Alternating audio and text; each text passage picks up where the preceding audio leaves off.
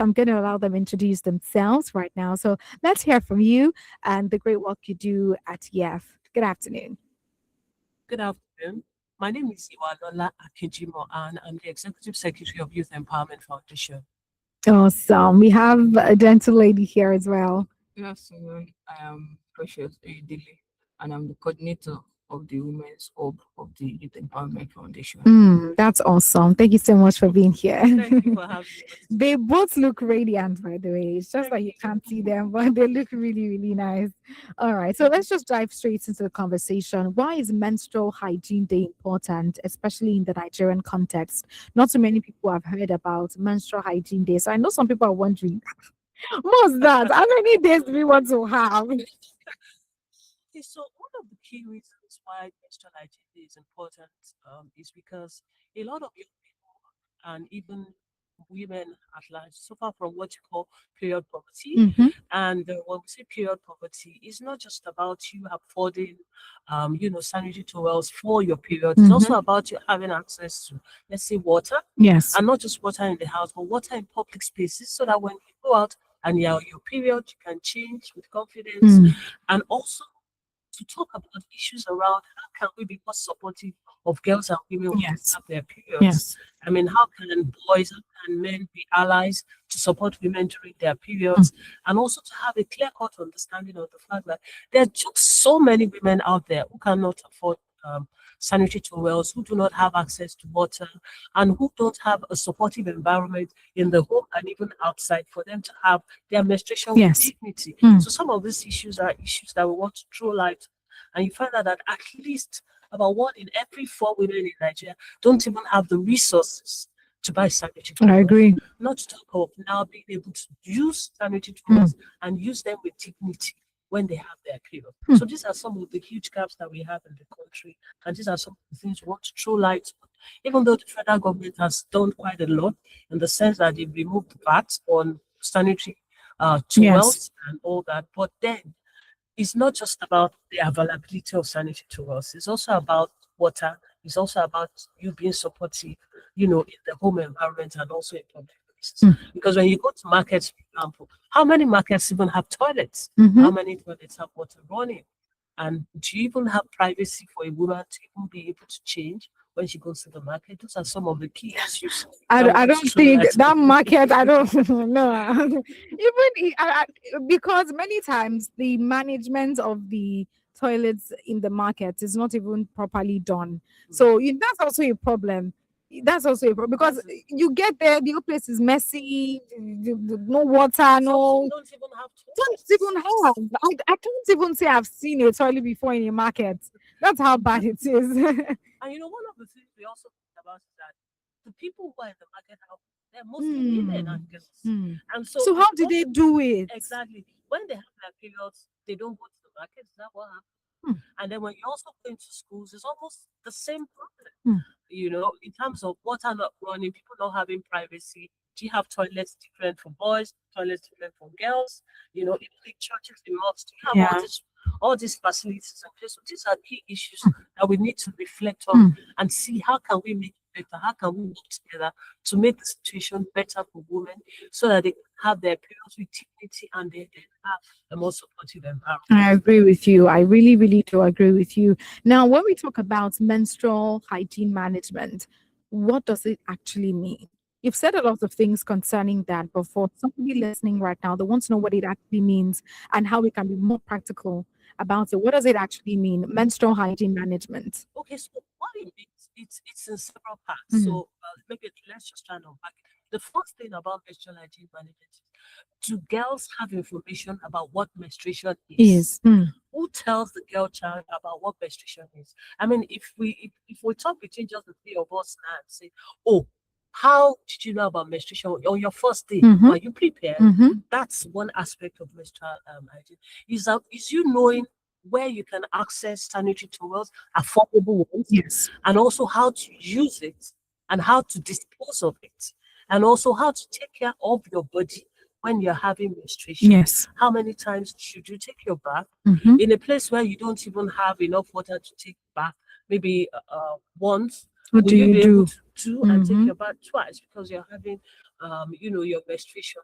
All those are key things. How do you have access? How do you use? How do you dispose? And how can you take care of yourself? Because nowadays you find out that a lot of young people have menstrual cramps. Can they confide in their mothers and their parents that, oh, this menstrual cramp I'm having is as a result of my menstruation? What can I do to ease, the cramps? What do I eat so that I don't even have the cramps? How do I exercise if I'm a sports person? When I'm having my menstruation, can I play football? Can I swim? Can I do all activities I'm supposed to do? All those are key things that add up to what's called menstrual hygiene Yes. management. Yes. So affordability, your ability to use, your ability to dispose, your ability to take care of yourself during menstruation, all packed into one, and even have your menstruation with dignity into what we call menstrual health hygiene management. That's really, really good. Now, I want to hear from you. So, why do you think menstruation is surrounded by shame and silence in many communities? I feel like it's getting better, yeah. Mm-hmm. Like the stigmatization around menstruation and period generally. But then there still needs to be awareness, especially as a girl child. Like I can remember growing up, like if a girl gets things, there's this embarrassment, this Yeah. stigma figure that she carries out, and then they'll be looking at her like. Mm. But now, like everybody needs to understand that menstruation is normal. It's part of being a woman. Yes. It's natural. Mm. So like there needs to be support from men, even boys, because of girls that are in school. Yeah. On how to assist a girl when on a period and all of that. Okay, she's having cramps, she can't do this thing. I'm like that. Like there's this idea on it that it's not just menstruation, it's not just period, it's not just What's the cramps. big Do you get? deal?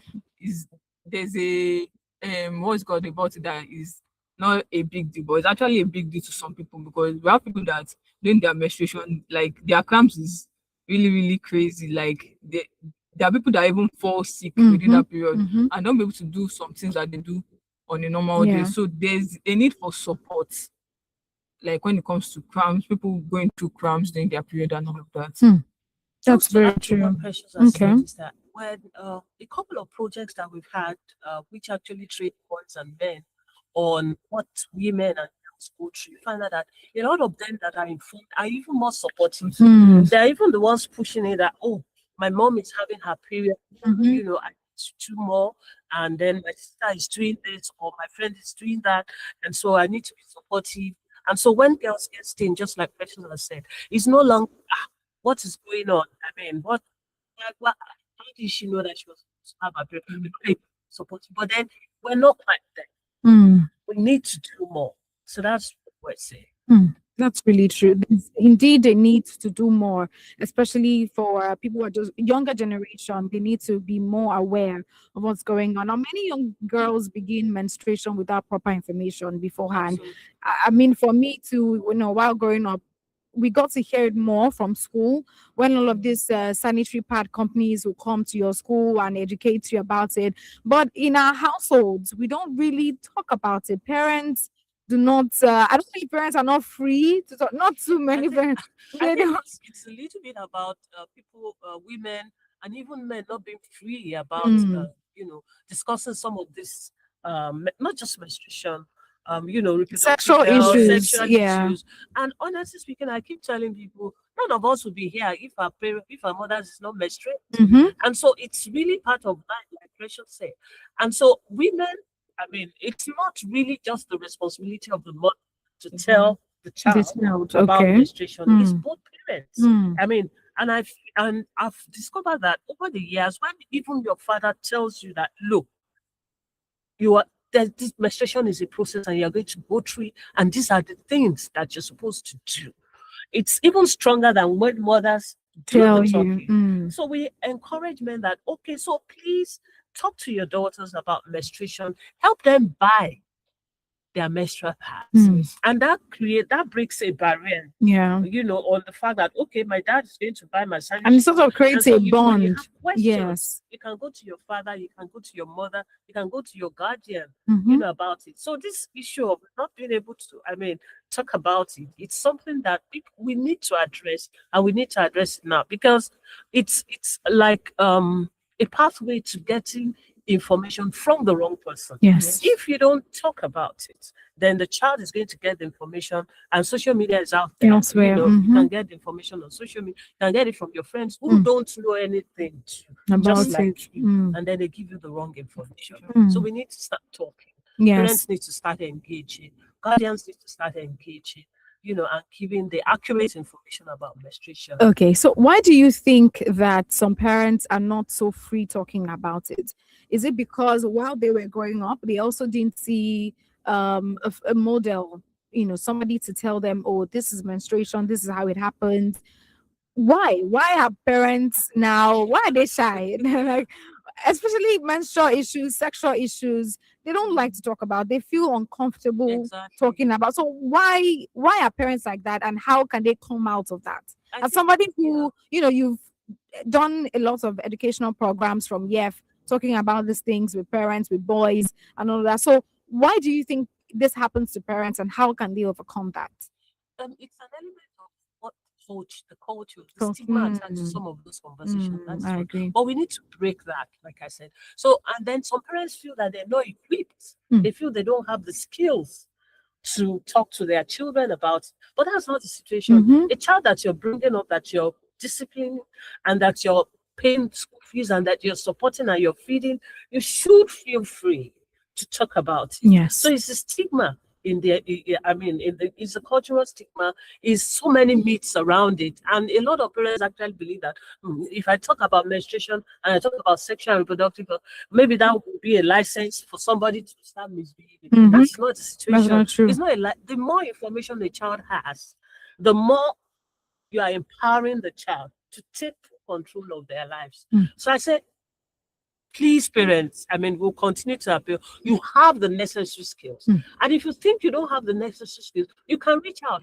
I remember one of the times we were talking about menstrual hygiene here in Women FM. A woman called and said, anytime we're having the program, she calls her children, boys and girls, come and listening. And so that breaks the barrier. So they listen, they don't even ask her questions because they're not part of the process. So there are tools that can help you. If you don't have the confidence to speak to the child, you can check online and find resources. Resources that will say the right thing the way it is, and not add, but give out the factual information. And as a mother, because you're past through it, as a father, because you supported your wife, or at least you've seen your wife going through it, what are those key information that should be given to the child. Because I remember that sometimes some children would tell us that, they thought they had a wound inside bleeding. And those are key things. And if somebody latches on that and says, it's not a wound, it's not, you can do this and this for you to stop it.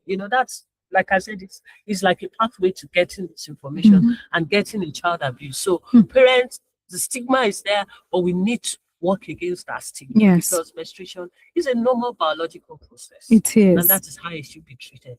Because none of us will hear, like I said, except our mother's menstruation. No, of course.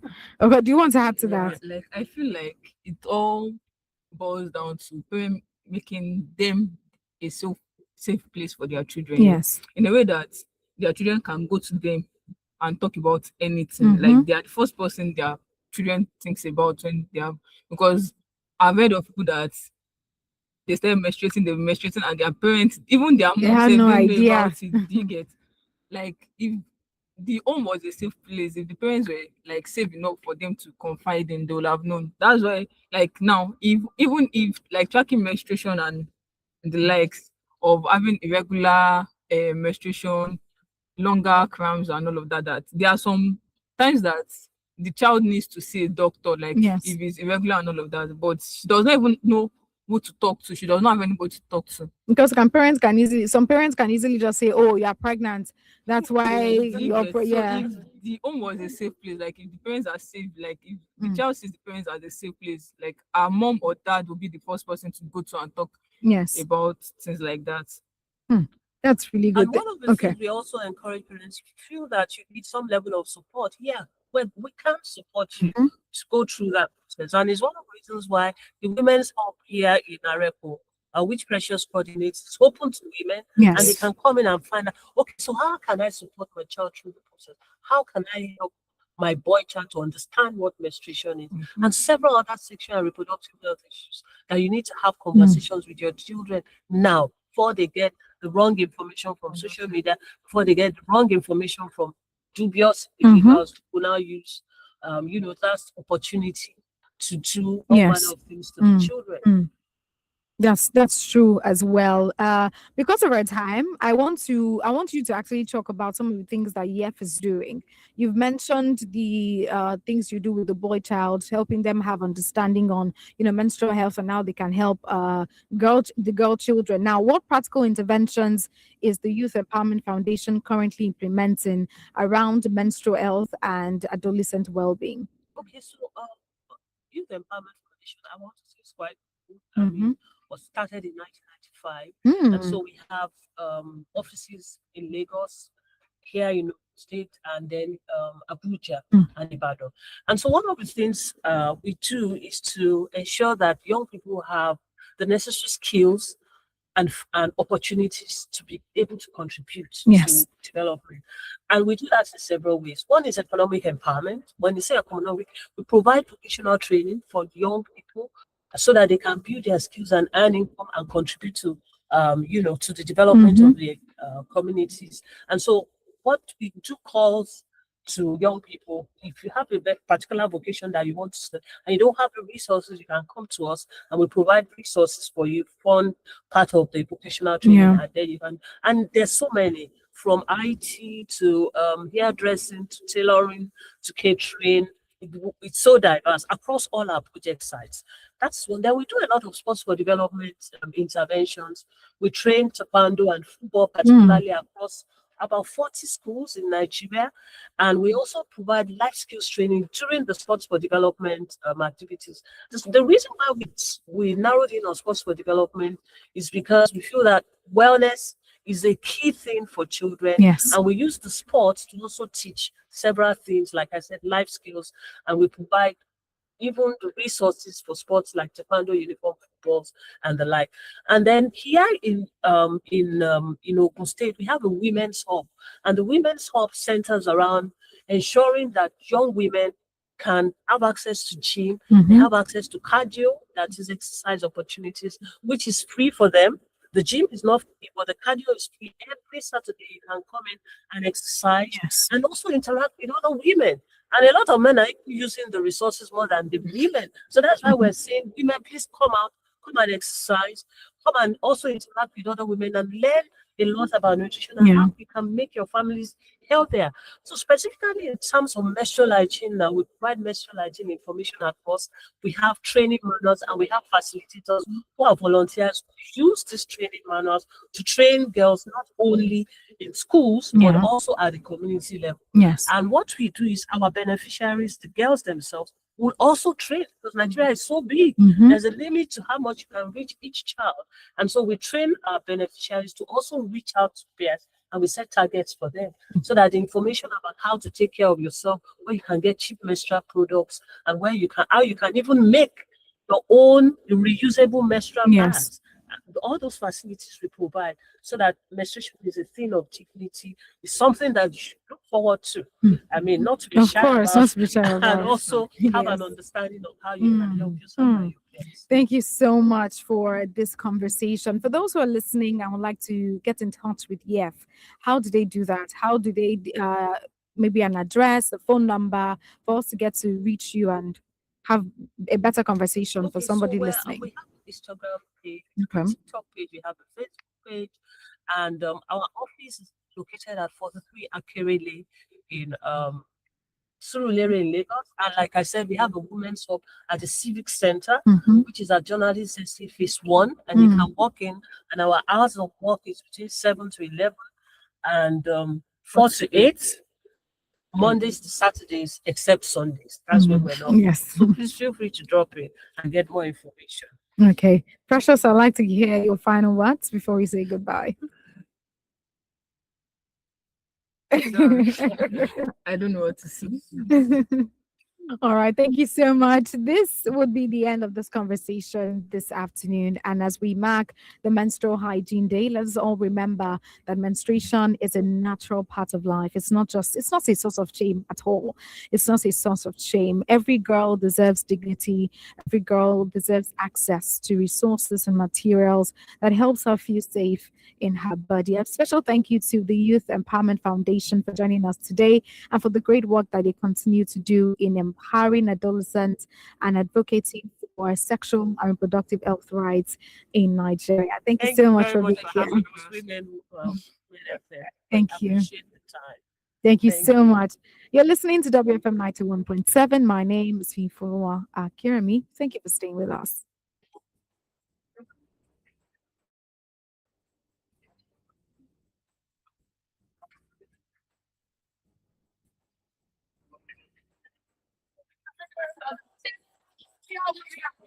Radio 91.7, amplifying women's voices every hour, every day.